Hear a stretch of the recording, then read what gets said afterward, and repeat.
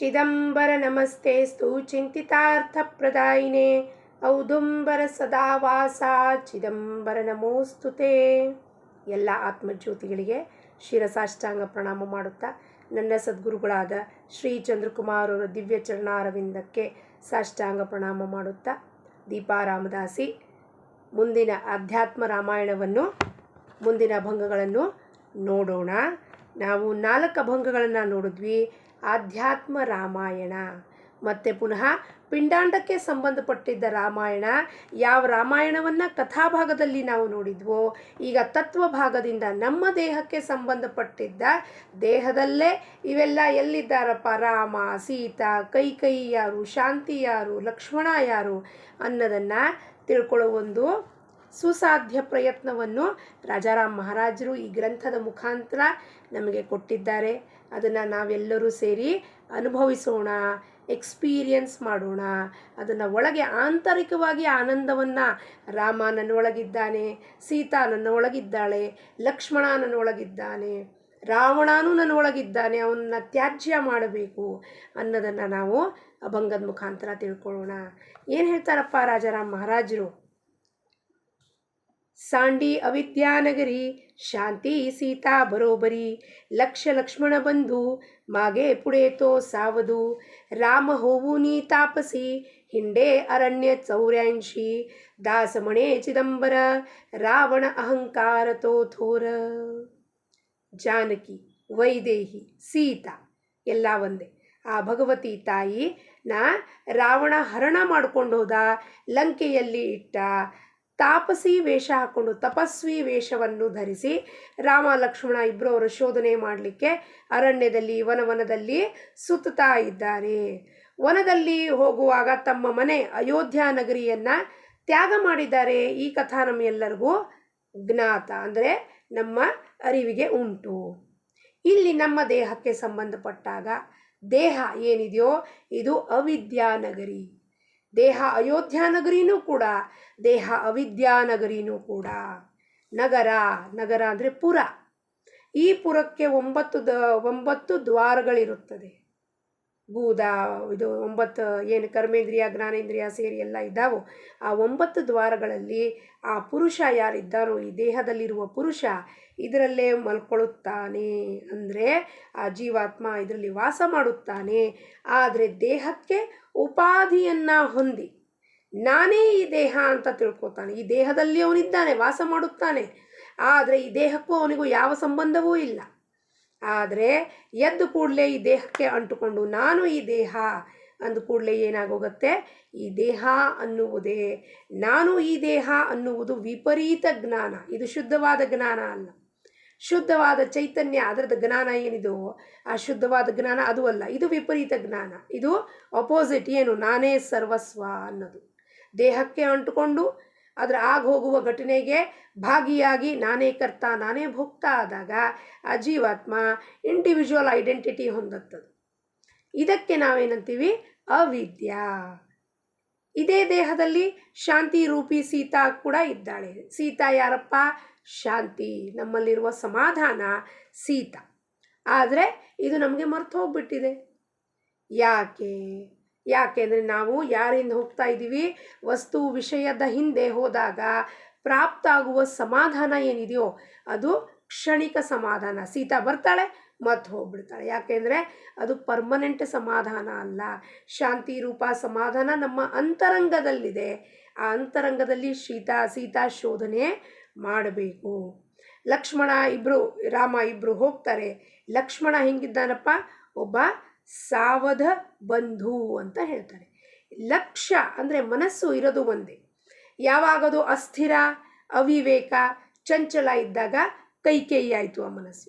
ಯಾವಾಗ ಮನಸ್ಸು 1 ಪಾಯಿಂಟೆಡ್ ಫೋಕಸ್ನಲ್ಲಿ ಒಂದೇ ವಿಷಯದ ಮೇಲೆ ಒಂದೇ ವಸ್ತು ಮೇಲೆ ಕೇಂದ್ರೀಕರಣ ಮಾಡಿದಾಗ ಅದಕ್ಕೇನಂತಾರೆ? ಲಕ್ಷ್ಮಣ. ಲಕ್ಷ್ಮಣ ಬಂಧು. ಹೆಂಗಿದಾನಪ್ಪ ಬಂಧು? ಲಕ್ಷ್ಮಣ ಅಂದರೆ ಲಕ್ಷ್ಯ, ಫುಲ್ ಫೋಕಸ್, ಬರೀ ಒಂದು ವಸ್ತು ಮೇಲೆ. ಏನಪ್ಪ? ಅದು ಆತ್ಮಾರಾಮನ ಮೇಲೆ. ರಾಮ ಯಾರಪ್ಪ? ಮನಸ್ಸಿನ ಗುಣಧರ್ಮ ಏನಾಗಬೇಕು? ರಾಮನ ಸೇವೆ. ಅಂದರೆ ಏನು? ಆತ್ಮಚಿಂತನೆ ಮಾಡುವುದೇ ಸರ್ವಸ್ವವು ನನ್ನ ಧ್ಯೇಯ, ನನ್ನ ಸೇವೆಯಾಗಿರಬೇಕು. ಆತ್ಮನಿಗೆ ದಾಸ್ಯತ್ವವನ್ನು ಹೊಂದಬೇಕು ಈ ಮನಸ್ಸು. ಅದರ ವಿಪರೀತವಾಗಿ ಇದು ನಾನೇ ದೇಹ ಅಂತ ಮೆರೆದಾಡ್ತಿದೆ. ರಾಮ ಏನಪ್ಪ? ತತ್ವ, ಆನಂದ ಸ್ವರೂಪ, ಜ್ಞಾನ ಸ್ವರೂಪ. ಎಲ್ಲ ಜೀವಾತ್ಮದ ಸ್ವರೂಪನೇ ಆನಂದ ಸ್ವರೂಪ, ಸಚ್ಚಿತ್ ಆನಂದ ಸ್ವರೂಪ ಇದ್ರದ್ದು. ಆದರೆ ಇದು ಮರ್ತು ಹೋಗ್ಬಿಟ್ಟಿದೆ. ಅದಕ್ಕೆ ಏನು ಮಾಡ್ತಿದೆ? ಅವಿದ್ಯೆಯಿಂದ 84 ಲಕ್ಷ ಯೋನಿಗಳಲ್ಲಿ ಸುತ್ತು ಹೊಡಿತಾ ಇದೆ. ಸುತ್ತು ಹೊಡೆದು ಏನು ಮಾಡ್ತಿದೆ? ಶಾಂತಿ ಸೀತೆಯನ್ನು ಪಡ್ಕೋಬೇಕು ಅಂತ ಹೊಡೆದಾಡ್ತಾ ಬಡದಾಡ್ತಾ ಇದೆ. ಆಯುಷ್ಯ, ಇಡೀ ಆಯುಷ್ಯ ನಮ್ಮದು ಶಾಂತಿ, ಸಮಾಧಾನ ಬೇಕು, ಸಮಾಧಾನ ಬೇಕು. ಅಯ್ಯಪ್ಪ, ಮನೆ ಕೆಲಸ ಮಾಡೋ ಸ್ವಲ್ಪ ಹೊತ್ತು ಕೂತ್ಕೊಂಡ್ರೆ ಏನನ್ಸುತ್ತೆ? ಸಮಾಧಾನ ಆಯಿತು. ಒಂದು ಲೋಟ ನೀರು ಕುಡಿದ್ರೆ ಸಮಾಧಾನ ಆಯಿತು.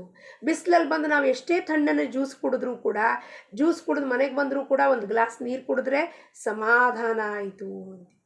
ಅಂದರೆ ಎಲ್ಲರಿಗೂ ಯಾರು ಬೇಕು? ಸೀತಾ ಬೇಕು. ಸೀತಾ ಅಂದರೆ ಸಮಾಧಾನ. ಅದಕ್ಕೆ ಏನು ಮಾಡಬೇಕು? ನಾವು ತಪಸ್ವಿ ಆಗಬೇಕು, ತಪಶ್ಚರ್ಯ ಮಾಡಬೇಕು, ಶಾರೀರಿಕ ತಪ. ಈ ದೇಹವನ್ನು ಬೆಣ್ಣೆಯನ್ನು ಕಾಯಿಸಿದ್ರೆ ಹೆಂಗೆ ತುಪ್ಪ ಆಗುತ್ತದೆ? ಶುದ್ಧವಾದ ತುಪ್ಪ ಬರುತ್ತದೆ. ಆ ರೀತಿಯಲ್ಲಿ ಶರೀರನ ಕಾಯಿಸಬೇಕು. ಹೆಂಗೆ ಅಪ್ಪ ಅಂದರೆ ಧ್ಯಾನ, ಜಪ, ಸಾಧನೆ ಮಾಡಿ ಶರೀರವನ್ನು ಕಾಯಿಸಿ ಶುದ್ಧವಾದ ಜ್ಞಾನ ಆಚೆ ಬರಬೇಕು. ಸುವರ್ಣವನ್ನು ಹೆಂಗೆ ಬೆಂಕಿಯಲ್ಲಿ ಕಾಯಿಸಿ ಕಾಯಿಸಿ ಶುದ್ಧ ಮಾಡ್ತಾರೋ ಹಾಗೆ ಈ ಶರೀರನ್ನು ಕರ್ಮಯೋಗದಲ್ಲಿ ಕಾಯಿಸಿ ಕಾಯಿಸಿ ಶುದ್ಧವಾಗಿ ಮಾಡಬೇಕು. ಇದಕ್ಕೆ ಯಾರಾದರೂ ಪ್ರತಿಬಂಧ ಹಾಕ್ತಾರಾ? ಇಲ್ಲ. ಪ್ರತಿಬಂಧ ನಾನೇ ನನಗೆ ಹಾಕ್ಕೋತಾ ಇದ್ದೀನಿ. ಯಾಕಪ್ಪ? ನನ್ನ ಅಹಂಕಾರ ಅಡ್ಡಿ ಬರುತ್ತದೆ. ಪ್ರತಿಯೊಬ್ಬರಿಗೂ ಅಹಂಕಾರ ಇದೆ. ಈ ಅಹಂಕಾರ ಯಾರು? ನಮ್ಮಲ್ಲಿರುವ ರಾವಣ. ಅಹಂಕಾರ ಜಾಗೃತ ಆಯಿತು ಅಂದರೆ ಸೀತಾ ಮುಚ್ಚೋಗ್ಬಿಡ್ತಾಳಲ್ಲಿ. ಸೀತಾನ ಮುಚ್ಚಿಟ್ಬಿಟ್ಟ ಅವನು ರಾವಣ. ಅಂದರೆ ನಮ್ಮ ಅಹಂಕಾರವೇ ನಮ್ಮ ಅಸಮಾಧಾನಕ್ಕೆ ಕಾರಣ. ಸೀತೆಯನ್ನು ಮುಚ್ಚಿಡ್ಲಿಕ್ಕೆ ಕಾರಣ ಏನು? ನಮ್ಮ ಅಹಂಕಾರ. ಅದಕ್ಕೆ ರಾಜಾರಾಮ್ ಮಹಾರಾಜರು ಹೇಳ್ತಾರೆ, ಈ ಶಾಂತಿ ರೂಪ ಸೀತೆನ ಯಾರು ಹರಣ ಮಾಡಿದಾರಪ್ಪ? ರಾವಣ ಎಂಬುವ ಅಹಂಕಾರ ಹರಣ ಮಾಡಿದೆ. ಮುಂದೆ 6ನೇ ಅಭಂಗವನ್ನು ನೋಡೋಣ.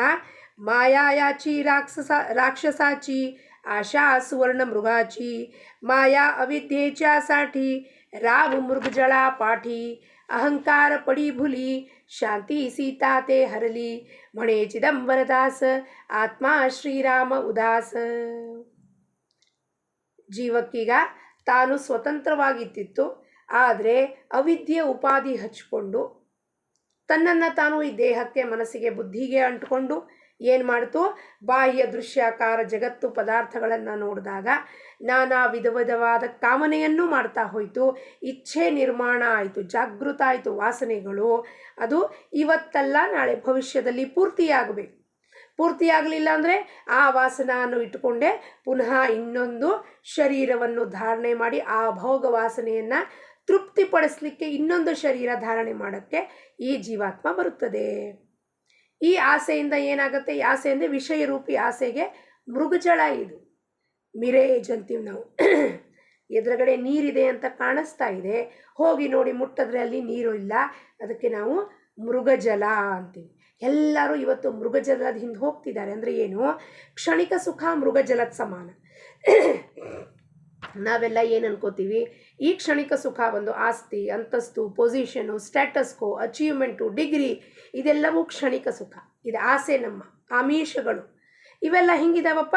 ಇದು ಮೃಗಜಲದ ಸಮಾನ. ಇವತ್ತು ಒಂದು ಅಚೀವ್ಮೆಂಟ್ ಸಿಕ್ತಪ್ಪ, ಅಚೀವ್ಮೆಂಟ್ ಪಡ್ಕೊಳ್ಳೋ ತನಕ ಏನು ಧಡ್ಪಡೆ ಇರುತ್ತೋ, ಅಚೀವ್ಮೆಂಟ್ ಸಿಕ್ಕಾದ್ಮೇಲೆ ಅದರದ್ದು ನಮ್ಮದು ಏನು ಉರ್ಮಿ ಇರುತ್ತೋ, ಏನು ಒಂದು ಯುಫೋರಿಯಾ ಇರುತ್ತೋ, ಅದೆಲ್ಲ ಹೊಟ್ಟೋಗುತ್ತೆ, ಹೋಗತ್ತೆ. ಮತ್ತೆ ಇಷ್ಟೇನಾ? ಒಂದು ಡಿಗ್ರಿ ಹಾಸೆಲ್ ಆಯಿತು, ನನ್ನ ಡಿಗ್ರಿ ಮುಂದೆ ಹಾಕೋದು ಕೂಡಲೇ ಅದು ಎಕ್ಸೈಟ್ಮೆಂಟ್, ಪೇಡ ಹಂಚಿದ್ದಾಯಿತು, ಪಾರ್ಟಿ ಕೊಟ್ಟಿದ್ದಾಯಿತು. ಎಷ್ಟು ದಿವಸ? 1 ದಿವಸ, 2 ದಿವಸ ಹ್ಯಾಂಗ್ ಓವರ್ ಇರುತ್ತೆ. ಹ್ಯಾಂಗ್ ಓವರ್ ಮುಗಿದ ಕೂಡಲೇ ಏನಾಯಿತು? ಮತ್ತೆ ಮನಸ್ಸು ಇನ್ನೊಂದು ಆಸೆ ಹಿಂದೆ ಬೀಳುತ್ತದೆ. ಇದೆಲ್ಲವೂ ಆಸೆ ಹಿಂಗಿದೆ, ಮೃಗಜತ್ ಸಮಾನ. ಇದು ಯಾವತ್ತಿಗೂ ಪೂರ್ತಿಯಾಗುವುದಿಲ್ಲ. ಇದು ಅಹಂಕಾರದಿಂದ ಶಾಂತಿ ಹರಣ ಮಾಡುತ್ತೆ. ಅದಕ್ಕೆ ರಾಮ ಹಿಂಗಾಗಿದ್ದಾನೆ, ಆನಂದ ರೂಪಿ ರಾಮ ಉದಾಸನಾಗಿದ್ದಾನೆ. ಇಲ್ಲ, ಉದಾಸ ಅನ್ನುವ ಶಬ್ದದಿಂದ ಏನಪ್ಪ ಅಂದರೆ ಇಲ್ಲಿ ದುಃಖಿ ಅಲ್ಲ, ಉದಾಸೀನಾಗಿದ್ದಾನೆ, ದುಃಖಿ ಅಲ್ಲ. ಯಾರು ಆಸೆ ಉದ ಅಂದರೆ ಊರ್ಧ್ವರೇತಕ್ಕೆ ಹೋಗುತ್ತದೋ, ಭಗವಂತನ ಅಭಿಮುಖ ಆಗುತ್ತದೋ ಅದಕ್ಕೆ ಉದಾಸ ಅಂತಾರೆ. ಉದ ಅಧಿಕ ಆಸ. ಉದ ಅಂದರೆ ಊರ್ಧ್ವರೇತಕ್ಕೆ, ಆಸ ಅಂದರೆ ಆಸೆ. ಯಾರ ಆಸೆ? ಹೈಯರ್ ಪರ್ಪಸ್ ಆಸೆ ಇದು. ಸದ್ವಾಸನ ಅಂತೀವಿ ನಾವು. ಈಗ ನಮ್ಮ ವಾಸನ ಏನಿತ್ತು, ಐಹಿಕ ಇಚ್ಛೆಗಳನ್ನು ಪ್ರಾಪ್ತಿ ಮಾಡಿಕೊಳ್ಳಿಕ್ಕೆ, ಅದರದಿಂದ ದುಃಖನೇ ಉಂಟಾಯಿತು, ಅಸಮಾಧಾನ ಆಯಿತು, ಶಾಂತಿ ಹರಣ ಆಯಿತು, ಸೀತಾ ಹೋದ್ಲು ನಮ್ಮಿಂದ ಆಚೆ. ಆದರೆ ಉದಾಸ ಆನಂದ ರೂಪಿ ರಾಮ ಹೆಂಗಿದ್ದಾನೀಗ? ಉದಾಸನಂದ್ರೆ ಏನು? ಅವನಿಗೆ ಇವೆಲ್ಲ ಏನು ಬೇಡ ಅನ್ನಿಸ್ತಾ ಇದೆ. ಒಳಗೆ ಕೂತಾರ ಆತ್ಮಾರಾಮನಿಗೆ ಏನಿಸ್ತಿ? ಇವೆಲ್ಲ ನನಗೆ ಏನೂ ಬೇಡ, ನನಗೆ ನಾನು ಭಗವಂತನ ಅಭಿಮುಖ ಆಗಬೇಕು, ಅವನನ್ನ ಜ್ಞಾನವನ್ನು ಪಡ್ಕೋಬೇಕು ಅನ್ನೋದಕ್ಕೆ ಅವನೇನು ಮಾಡ್ತಾನೆ? ಊರ್ಧ್ವರೇತಕ್ಕೆ ಅವನ ಪ್ರಯಾಣವನ್ನು ಶುರು ಮಾಡ್ತಾನೆ. ಯಾರು? ಆನಂದರೂಪಿ ರಾಮ ಅಂದರೆ ಜೀವಾತ್ಮ. ರಾಕ್ಷಸ ಯೋನಿ ಅಂದರೆ ಆಸುರಿ ಜನರು. ಆಸುರಿ ಜನರು ಅಂದರೆ ಯಾರಪ್ಪ? ರಾಕ್ಷಸರು. ನಾವು ಕಥಾದಲ್ಲಿ ನೋಡಿದ್ವಿ, ಮಾಯಾ ಮಾಟ ಮಂತ್ರ ಮಾಡಿಕೊಂಡು ಎರಡು ಕೋರೆ ಹಲ್ಲಿಟ್ಕೊಂಡಿರೋರು ರಾಕ್ಷಸರು. ಅದು ಕಥಾಭಾಗದಲ್ಲಿರೋ ರಾಕ್ಷಸರು. ಯಾಕೆಂದರೆ ಎವಿಲ್ನ ಪ್ರೊಜೆಕ್ಟ್ ಮಾಡೋಕ್ಕೆ ಅದಕ್ಕೊಂದು ಆಕಾರ, ಡಿಸೈನು, ಒಳ್ಳೆಯದಕ್ಕಿಂತ ಕೆಟ್ಟದ್ದು ಹೆಂಗೆ ಪ್ರೊಜೆಕ್ಟ್ ಮಾಡಿ ತೋರಿಸ್ಬೇಕು. ಆದರೆ ಇಲ್ಲಿ ಪ್ರಪಂಚದಲ್ಲಿ ವಿಷಯದಲ್ಲಿ ಯಾರು ರಮಮಾಣನಾಗಿರ್ತಾರೋ ಅವನಿಗೆ ಅಸುರ ಅನ್ನುತ್ತಾರೆ. ರಕ್ತಬೀಜ ಯಾರು? ಸಾವಿರಾರು ನಮ್ಮ ಥಾಟ್ಸ್ ರಕ್ತ ಬೀಜಾಸುರ. ಅದನ್ನು ಹನನ ಮಾಡಲಿಕ್ಕೆ ತಾಯಿ ಬಂದರು ತನ್ನ ಜ್ಞಾನದ ಖಡ್ಗದಿಂದ. ನಾವೇನು ಅನ್ಕೋತೀವಿ? ರಕ್ತ ಬೀಜಾಸುರ ಅಲ್ಲೆಲ್ಲೋ ನಾಲ್ಗೆ ಚಾಚಿ ಬಂದು. ಏನು ನಾಲ್ಗೆ ಚಾಚಿ ಬರುವುದು? ತನ್ನ ಜ್ಞಾನದ ಖಡ್ಗೆಯಿಂದ ಒಂದೇ ಸತಿ ಹನನ ಮಾಡಲು ಆ ರಕ್ತ ಬೀಜಾಸುರನ್ನು. ಇಲ್ಲ, ಸಾವಿರಾರು ವಿಚಾರಗಳು ನಮಗೆ. ಒಂದು ಬೀಜ ರಕ್ತ ಬೀಜಾಸುರ ಸತ್ತು ಕೂಡಲೇ ಇನ್ನೊಂದು ಹುಟ್ಟುತ್ತಾನೆ ಅಂದರೆ ಏನು? ಸಾವಿರಾರು ವಿಚಾರಗಳು ಹುಟ್ಟುತ್ತಾನೆ ಇರ್ತಾವೆ. ಅದಕ್ಕೆ ಸಾವೇ ಇಲ್ಲ ವಿಚಾರಕ್ಕೆ. ಅಸುರ ಎಲ್ಲಿದ್ದಾನೆ? ನಮ್ಮ ವಿಷಯದಲ್ಲಿ ನಮ್ಮ ಮನಸ್ಸು ಯಾವಾಗ ರಮಮಾಣ ಆಗುತ್ತದೋ ಅದೇ ನಮ್ಮ ಆಸುರಿ ಸ್ವಭಾವ. ಈ ಆಸುರಿ ಸ್ವಭಾವ ಉಳ್ಳವರಿಗೆ ಒಂದು ವಿದ್ಯಾ ಪ್ರಾಪ್ತ ಆಗಿರುತ್ತೆ. ಏನು? ಆಡಂಬರಿ ವಿದ್ಯಾ ಅಂದರೆ ಏನು? ಯಾವ ರೂಪವನ್ನು ಧಾರಣೆ ಮಾಡ್ಕೋಬೋದು. ನಾವು ನೋಡಿದ್ದೀವಿ, ಮಾರೀಚ ರಾಕ್ಷಸ ಇದ್ದ, ಆದರೆ ಅವನು ಸುವರ್ಣ ಮೃಗ ರೂಪವನ್ನು ಧಾರಣೆ ಮಾಡಿದ. ಈ ದೇಹಕ್ಕೆ ಅವಿದ್ಯಾದಿಂದ ಉಪಾಧಿಯಿಂದ ನಾವು ಏನು ಮಾಡ್ತೀವಿ? ಮೋಹಕ್ಕೆ ಬಲಿ ಬಿದ್ದು ನಾವೇನು ಮಾಡ್ತೀವಿ? ನಾವು ನಾನಾ ರೂಪ ಧಾರಣೆ ಮಾಡ್ತೀವಿ. ಸುಳ್ಳಿನ ರೂಪ, ಕಪಟದ ರೂಪ, ಛಲದ ರೂಪ, ಲೋಭದ ರೂಪ, ಕ್ರೋಧದ ರೂಪ. ಯಾರಿಗೆ ಬೇಕೋ ಹೆಂಗೆ ಸೆಲೆಕ್ಟಿವ್ ಆಗಿ ಮಾತಾಡುವಾಗ ಒಂದು ರೂಪ ಧಾರಣೆ ಮಾಡ್ತೀವಿ. ಇನ್ನೊಬ್ಬರಿಗೆ ನಿಂದನೆ ಮಾಡುವಾಗ ಒಂದು ರೂಪ ಧಾರಣೆ ಮಾಡ್ತೀವಿ. ಯಾರು? ಎಲ್ಲ ಇದು ಒಂದೇ ಮಾಡ್ತಿರೋದು ರೂಪ ಧಾರಣೆನ. ಒಬ್ಬರು ಮುಂದೆ ಭಾಳ ಚೆಂದಾಗಿ ನಾನು ಭಾಳ ಸಾತ್ವಿಕಿದ್ದೀನಿ ಅಂತ ಪ್ರೊಜೆಕ್ಟ್ ಮಾಡೋದು, ಇನ್ನೊಂದು ಮುಂದೆ ಇನ್ನೊಂದು ರೂಪ ಧಾರಣೆ. ಅದೆಲ್ಲ ಅಸುರ ಸ್ವಭಾವ ಉಳ್ಳವರು ಇಂಥದ್ದೆಲ್ಲ ಒಂದೊಂದೇ ರೂಪ ಧಾರಣೆ ಮಾಡ್ತಿರ್ತಾರೆ. ನಾವೇನಂತೀವಿ ಅದಕ್ಕೆ? ಏನಂತಾರಪ್ಪ ಇಂಗ್ಲೀಷ್ನಲ್ಲಿ ಅದಕ್ಕೆ? Diplomatic way of answering the people ಅಂತ. ಅದಕ್ಕೆ ಆಡಂಬರ ರೂಪ. ರಾಕ್ಷಸರಿಗೆ ಆ ಮಾಯಾವಿ ರೂಪ ಏನಂತಾರೋ ಅದು ನಮ್ಮಲ್ಲಿರುವ ಡಿಪ್ಲೊಮ್ಯಾಟಿಕ್ ರೂಪ. ಒಬ್ರಿಗೆ ಒಂದು ಹೇಳೋದು, ಇನ್ನೊಬ್ರಿಗೆ ಇನ್ನೊಂದು ಹೇಳೋದು, ಇನ್ನೊಬ್ರಿಗೆ ಇನ್ನೊಂದು ಕಥಾ, ನನ್ನ ಮುಖೌಟ ಬದಲಾಯಿಸಿ ಹೇಳೋದು. ಹಾಗಾಗಿ ಆ ಮಾಯಾಶಕ್ತಿ, ರಾಕ್ಷಸಿ ಗುಣ ನಮ್ಮೊಳಗೂ ಇದೆ. ಯಾರಿಗೆ ಬೇಕಾದರೂ ಹೆಂಗೆ ಬೇಕಾದ್ರೂ ಮಾತಾಡುವಂಥ ರೂಪವನ್ನು ನಾವು ಬದಲಾಯಿಸ್ಕೋತಾ ಇರ್ತೀವಿ. ಆಧ್ಯಾತ್ಮಕ್ಕೆ ಬಂದರೆ ಸಾತ್ವಿಕ ಗುಣದ ಜೊತೆ ಉಳ್ಳವರ ಜೊತೆಗೆ ಅವ್ರ ಜೊತೆಗೆ ಭಾಳ ಒಳ್ಳೆ ಪೋಸ್ ಮಾಡೋದು. ನಾನು ಭಾಳ ಸಾತ್ವಿಕ ಇದ್ದೀನಿ ರೀ, ಭಜನೆ ನಿರತರಾಗಿರ್ತೀನಿ, ಜಪದಲ್ಲಿ ನಿರತರಾಗಿರ್ತೀನಿ, ಎಲ್ಲ ತ್ಯಾಜ್ಯ ಮಾಡಿಬಿಟ್ಟಿದ್ದೀನಿ. ಇನ್ನೊಂದು ಕಡೆ ಪ್ರೊಫೆಷ್ನಲ್ಲಿ ಜನದ ಜೊತೆ ಜಗಳ ಮಾಡೋದು, ಅಲ್ಲಿ ಇನ್ನೊಂದು ರೂಪ ಪ್ರೊಜೆಕ್ಟ್ ಮಾಡೋದು. ಇದಕ್ಕೆ ನಾವು ಇಂಗ್ಲೀಷ್ನಲ್ಲಿ diplomatic way of handling the people ಅಂತಾರೆ. ಯಾವುದಕ್ಕೆ? ಅಧ್ಯಾತ್ಮದಲ್ಲಿ ಆಡಂಬರಿ ರೂಪಧಾರಣೆ ಮಾಡುವುದು. ಈ ಮೋಹಕ್ಕೆ ಬಲಿ ಬಿದ್ದಾಗ ಮೃಗಕ್ಕೆ ನಾನೇ ಹೊಡಿತೀನಿ ಅಂತ ಅಹಂಕಾರ ಉದ್ಭವ ಆಯಿತು. ಅಹಂಕಾರ ಏನು? ಮತ್ತೆ ಅದು ನಮ್ಮ ಭ್ರಮೆ, ಇಲ್ಯೂಷನ್. ನಾನು ಹೊಡಿತೀನಿ ಅನ್ನೋ ಅಹಂಕಾರ. ಎಲ್ಲಿ ಅಹಂಕಾರ ಪ್ರಕಟ ಆಯಿತು ಅಂದರೆ ನಾನು ಮಾಡುತ್ತೇನೆ, ನನ್ನಿಂದ ನೀವು ಸತ್ಸಂಗಕ್ಕೆ ಬಂದಿದ್ದೀರಾ, ನನ್ನಿಂದ ಉದ್ಧಾರ ಆಯಿತು, ನೀವು ಸತ್ಸಂಗಕ್ಕೆ ಬಂದೀವಿ ಅಂಥದ್ದು ಏನು ಪ್ರೊಜೆಕ್ಟ್ ಮಾಡ್ತೀವೋ ಇದೆಲ್ಲವೂ ಅಹಂಕಾರ. ಆಸುರಿ ಸ್ವಭಾವದಿಂದ ಚಿತ್ತದಲ್ಲಿರುವ ಶಾಂತಿ ರೂಪ ಸೀತಾ ಹೆಂಗಿರಲಿಕ್ಕೆ ಸಾಧ್ಯತೆ? ಯಾವಾಗಲೂ you are restless in the mind, inside. ಚಿತ್ತದಲ್ಲಿ ರೆಸ್ಟ್ಲೆಸ್ನೆಸ್ಸು. ಏನು ಮಾಡಲಿ, ಯಾರನ್ನು ಸೋಲಿಸ್ಲಿ, ಯಾರನ್ನು ಗೆಲ್ಲಿ, ಯಾರನ್ನು ಹೆಂಗೆ ನಾನು ಇದು ಮಾಡಲಿ, ಮೋಡಿ ಮಾಡಿ ಮಾತಾಡಿಸ್ಲಿ. ಅದಕ್ಕೆ ದಾಸರಾಜಾರಾಮ್ ಅಂತಾರೆ, ಆತ್ಮಾರಾಮ ಅದಕ್ಕೆ ಉದಾಸನಾಗಿದ್ದಾನೆ. ಅವನೀಗ ಇವೆಲ್ಲ ಮಾಡಿ ಸಾಕಾಗಿ ಹೋಗಿ ಕಡೆಗೆ ನಾನು ಎಲ್ಲಿಗಪ್ಪ? ಊರ್ಧ್ವರೇತಕ್ಕೆ ಹೋಗುತ್ತೇನೆ ಅಂತ ಹೇಳುತ್ತಾರೆ. 7ನೇದಲ್ಲಿ ನೋಡೋಣ. ನರದೇಹಿ ಲಂಕಾಪುರಿ ಶುದ್ಧ ಕಾಂಚನ ನಗರಿ ಸಪ್ತಧಾತು ನಾನಾಘರೆ ಜಾಸಿ ಇನಸೆ ಅಂತಪಾರೆ चार द्वार चार गुण मुख्य जाती चार वर्ण लहान थोराची भरती 18 पगड हो जाती म्हणे ಚಿದಂಬರದಾಸ ಪಂಚಭೂತಿ ಗಾವಕೋಶ. ರಾವಣದ ರಾಜ್ಯ ಯಾವುದಪ್ಪ ಬಾಹ್ಯವಾಗಿ ನೋಡಿದ್ರೆ ಲಂಕಾಪುರಿ ಐಲ್ಯಾಂಡ್.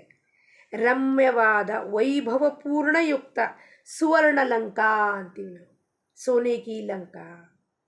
ಎಲ್ಲರಿಗೂ ಇದು ಬಾಹ್ಯವಾಗಿ ಕಥಾಭಾಗದಲ್ಲಿ ಗೊತ್ತು. ಅನೇಕ ಮಹಲ್ನಲ್ಲಿ ಅನೇಕ ರೂಮ್ಸು, ರಾಜವಾಡೆ, ವಾಡ, ಎಲ್ಲ ಪ್ರಾಸಾದಿಕ ವೈಭವ, ಸುವರ್ಣದ ಒಂದೊಂದು ಕಂಬ, ಅದು ಇದು ನೋಡಿದ್ರೆ ಸಂಪೂರ್ಣವಾಗಿ ಡೆಕೋರೇಟೆಡು, ಜೆಮ್ಸು, ಸ್ಟೋನ್ಸು ಎಲ್ಲ ವೈಭವ ಇದೆ. ಈ ದೇಹ ಕೂಡ ಈಗ ಈ ದೇಹಕ್ಕೆ ಸಂಬಂಧಪಟ್ಟಾಗ ಲಂಕಾಪುರಿ ಅಂದರೆ ನಮ್ಮ ದೇಹ ಲಂಕಾಪುರಿ. ಸುವರ್ಣ ಅಂದೇನು? ಶುದ್ಧವಾದ ಸತ್ವ ಜ್ಞಾನ ಹೊಳಿತಾ ಇದೆ. ಆ ಜ್ಯೋತಿ ಆತ್ಮಜ್ಯೋತಿ ಒಳಗೆ ಹೊಳಿತಾ ಇದೆ. ಶುದ್ಧವಾದ ಜ್ಞಾನ ತುಂಬ ಹೋಗಿದೆ ಇದರಲ್ಲಿ. ಆದರೆ ಇದಕ್ಕೆ ಅವಿದ್ಯೆಯಿಂದ ಅದು ಹೊರಗಡೆ ಹುಡುಕಾಡ್ತಿದೆ. ಆ ಜ್ಞಾನ ಎಲ್ಲೋ ಹೊರಗಡೆ ಇದೆ, ನನ್ನ ಒಳಗಿಲ್ಲ ಅಂತ ಬೇರೆ ಕಡೆ ಹುಡುಗಾಡ್ತಿದೆ. ಸಪ್ತ ಧಾತುವಿಂದ ಈ ಸ್ಥೂಲ ದೇಹ ಆಗಿದೆ. ಸಪ್ತ ಧಾತುಗಳು ಮಜ್ಜ, ಅಸ್ಥಿ, ಮಾಂಸ ಇವೆಲ್ಲ ಏನಿದೆಯೋ ಅದರದಿಂದ ಈ ಮನೆ ಆಗಿದೆ. ಈ ಮನೆ ದೇಹ ಎಂಬುವ ಮನೆ. ಹೆಂಗೆ ಆ ನಗರದಲ್ಲಿ ಲಂಕಾಪುರಿ ಲಹನದಲ್ಲಿ ಸಣ್ಣ ಸಣ್ಣ ಮನೆ ಇದ್ದಾವೋ ಹಾಗೆ ಈ ದೇಹದಲ್ಲೂ ಹಲವಾರು ಸಾಮಾನುಗಳನ್ನು ಭಗವಂತ ಫಿಟ್ಟಿಂಗ್ ಮಾಡಿದ್ದಾನೆ. ಲಂಗ್ಸು, ಲಿವರು, ಹಾರ್ಟು, ಸಣ್ಣ ಸಣ್ಣದು ಆರ್ಟ್ರೀಸು, ವೇನ್ಸು, ನಲಿಕೆಗಳು, ಸ್ಮಾಲ್ ಇಂಟೆಸ್ಟೈನ್, ಇವೆಲ್ಲ ಸಣ್ಣ ಸಣ್ಣ ನಗರಿಗಳು. ಸ್ಥೂಲ ಸೂಕ್ಷ್ಮ ಕಾರಣ ಮಹಾಕಾರಣ 4 4 ದ್ವಾರ 4 ಗುಣ, 4 ದ್ವಾರಗಳು. ಸ್ಥೂಲ ಸೂಕ್ಷ್ಮ ಕಾರಣ ಮಹಾಕಾರಣ 4 ಬಾಗಿಲುಗಳು. ಎಲ್ಲಿಂದ ನಾವು ಒಳಗೆ ಹೋಗೋಕ್ಕೆ ಎಂಟ್ರಿ, ಅಂದರೆ ಒಳಗೆ ಆತ್ಮಜ್ಯೋತಿ ಕಡೆಗೆ ಹೋಗುವ ಎಂಟ್ರಿ. ಸತ್ವ ರಜ ತಮ ಶುದ್ಧ ಸತ್ವಗುಣ 4 ಈ ಜೀವಾತ್ಮಕ್ಕೆ ಇರುವ ಗುಣಗಳು. ದೇಹದಲ್ಲಿ ಬಂದಾಗ 4 ಗುಣಗಳು: ಸತ್ವಗುಣ, ರಜಗುಣ, ತಮೋಗುಣ, ಶುದ್ಧ ಸತ್ವ. ಶುದ್ಧ ಸತ್ವ ಅಂದರೆ 4ನೇ ಅವಸ್ಥೆ. ಅದು ಈ 4 ಗುಣಗಳಿಂದ ಜೀವ ಈ ದೇಹಕ್ಕೆ ಅಂಟುಕೊಂಡಿರುತ್ತೆ. ಅದರ ಅನುಸಾರವಾಗಿ ಆ ಗುಣಗಳ ಅನುಸಾರವಾಗಿ ಅದಕ್ಕೆ ಕರ್ಮ ಮಾಡುತ್ತೆ. ಸತ್ವಗುಣ ಪ್ರಧಾನ ಇದ್ದರೆ ಯಾವಾಗಲೂ ಭಗವಂತನ ಕಾರ್ಯದಲ್ಲಿ ನಿರತರಾಗಿರುತ್ತೆ. ರಜೋಗುಣ ಅಂದರೆ ಆ್ಯಕ್ಟಿವಿಟೀಸು, ಪರ್ಸ್ನಲ್ ಬೆನಿಫಿಟಿಂಗ್ ಮಾಡುವ ಆ್ಯಕ್ಟಿವಿಟೀಸ್ ಎಲ್ಲ ರಜೋಗುಣಕ್ಕೆ ಸಂಬಂಧಪಟ್ಟಿದ್ದು. ತಮೋಗುಣ ಅಂದರೆ ಆಲಸ್ಯ, ಭಯ, ನಿದ್ರಾ ಇವೆಲ್ಲ ತಮೋಗುಣಕ್ಕೆ ಸೇರಿದ್ದು. ಇದು ವ್ಯವಹಾರದಲ್ಲಿ ಗುಣ ಅನುಸಾರವಾಗಿ ಮನುಷ್ಯ ಕರ್ಮಗಳನ್ನು ಮಾಡುತ್ತಾನೆ. ಅದು ಮತ್ತೆ ಅದರಲ್ಲಿ ಜಾತಿ, ಬ್ರಾಹ್ಮಣತ್ವ, ಕ್ಷತ್ರಿಯತ್ವ, ವೈಶ್ಯತ್ವ, ಶೂದ್ರತ್ವ, ಇದು ಜೀವಕ್ಕೆ ಇರುವುದು ವೃತ್ತಿಗಳು, ಆಟ್ರಿಬ್ಯೂಟ್ಸ್. ಇದು ಜಾತಿ ಅಲ್ಲ, ಬ್ರಾಹ್ಮಣ ಜಾತಿ ಶೂದ್ರ ಜಾತಿ ಅಲ್ಲ, ಇದು ಆಟ್ರಿಬ್ಯೂಟ್ಸ್, ವೃತ್ತಿಗಳು. ಆ ವೃತ್ತಿಗಳಂತೆ ಆ ಜೀವಾತ್ಮ ಕರ್ಮಗಳನ್ನು ಮಾಡ್ತಾ ಇರುತ್ತದೆ. ಹೇಗೆ ಜೀವನ ಅವಶ್ಯಕ ನಮಗೆ ಕಲೆಗಳು ಬೇಕೋ ಹಾಗೆ 18 ಕಲೆಗಳು ಭಗವಂತ ನಮಗೆ ಕೊಟ್ಟಿದ್ದಾರೆ. 18 ಕಲೆಗಳ ಬಗ್ಗೆ ಭಾಗವತದಲ್ಲಿ ಹೇಳಿದ್ದಾರೆ. 64 ಕಲೆಗಳು ಭಗವಂತಂದು, ಜೀವಾತ್ಮಕ್ಕೆ 18 ಕಲೆಗಳು ಆಟ್ರಿಬ್ಯೂಟ್ಸ್ ಕೊಟ್ಟಿದ್ದಾನೆ. ಯಾವುದನ್ನು ಬಳಕೆ ಮಾಡಿಕೊಂಡು ಈ ಜಗತ್ತಿನಲ್ಲಿ ಅದು ವ್ಯವಹಾರ ಮಾಡುತ್ತೆ. ಪಂಚಮಹಾಭೂತಗಳಿಂದ ಈ ದೇಹ ಆಗಿದೆ. ವಾಯು, ಅಗ್ನಿ, ಈಥರ್, ಸ್ಪೇಸ್, ಏರ್, ವಾಟರ್, ಇದೇನು ಬಾಹ್ಯವಾಗಿ ನಮಗೆ ಕಾಣಿಸುತ್ತೋ ಸೃಷ್ಟಿಯಲ್ಲಿ, ಅದೇ ಪಿಂಡಾಂಡದಲ್ಲೂ ಕೂಡ 5 ಪಂಚಮಹಾಭೂತಗಳಿಂದ ಈ ಶರೀರ, ಮತ್ತು ಪಂಚಕೋಶಗಳಿಂದ ಈ ಊರನ್ನು ಸೃಷ್ಟಿ ಮಾಡಿದ್ದಾನೆ. ಅನ್ನಮಯ ಕೋಶ ಸ್ಥೂಲ ಶರೀರ, ಮನೋಮಯ ಕೋಶ ಮನಸ್ಸಿನ ಸಾಮ್ರಾಜ್ಯ ಸೂಕ್ಷ್ಮ ಶರೀರ, ಪ್ರಾಣಮಯ ಕೋಶ 5 ಪ್ರಕಾರದ ವಾಯು, ಪ್ರಾಣ, ಅಪಾನ, ವ್ಯಾನ, ಉದಾನ, ಸಮಾನ ವಾಯು ಏನು ಸಂಚಾರ ಮಾಡುತ್ತದೋ ಅದು ಪ್ರಾಣಮಯ ಕೋಶಕ್ಕೆ ಸಂಬಂಧಪಟ್ಟಿದ್ದು. ವಿಜ್ಞಾನಮಯ ಕೋಶ ಎಕ್ಸ್ಪೀರಿಯನ್ಸ್ ಎಲ್ಲಾಗತ್ತೋ. ಆನಂದಮಯ ಕೋಶ ಬ್ಲಿಸ್ ಬಾಡಿ 5ನೇ ಶರೀರ, ಅದು ಪರಮಾತ್ಮನ ಶರೀರ, ಬ್ಲಿಸ್ ಬಾಡಿ. ಅದು ಬ್ಲಿಸ್ ಬಾಡಿದಲ್ಲಿ ಯಾವಾಗಲೂ ಇರುವುದು. ಅದು ಅದಕ್ಕಿಂತ ದಾಟಿ ಪರಮಾತ್ಮ ಅಂದರೆ ಸತ್ವ, ಶುದ್ಧ ಸತ್ವ ಜ್ಞಾನ ಇರುವುದು. ಇದರಲ್ಲಿಯ ಜೀವ ಸುಖವಾಗಿ ವಾಸ ಮಾಡುತ್ತಾ ಇರುತ್ತಾನೆ ಅಂತ ರಾಜಾರಾಮ್ ಮಹಾರಾಜರು ಈ ಅಭಂಗದ ಮುಖಾಂತರ ನಮಗೆ ತಿಳಿ ಹೇಳುತ್ತಾರೆ. ಅಂದರೆ ಹೊರಗಡೆ ನಾವೆಲ್ಲೂ ಹುಡುಕಾಡೋದ ಅವಶ್ಯಕತೆಯೇ ಇಲ್ಲ. ಆ ಒಳಗೆ ಶುದ್ಧವಾದ ಜ್ಞಾನ ಆತ್ಮಜ್ಯೋತಿ ನಮ್ಮ ಒಳಗೆ ಬೆಳಗ್ತಾ ಇದೆ. ಆದರೆ ಈ ಪಂಚಕೋಶಗಳಲ್ಲಿ ಅದು ಕೂಡ ಹಾಕಿದೆ. ಪಂಚಕೋಶಗಳದ ಆವರಣ ಬಿದ್ದೋಯ್ತು ಅಂದರೆ ಇದು ಆತ್ಮಜ್ಯೋತಿ ಪ್ರಕಟ ಆಗುತ್ತದೆ. ಎಲ್ಲರಲ್ಲೂ ಇದೆ ಅದು.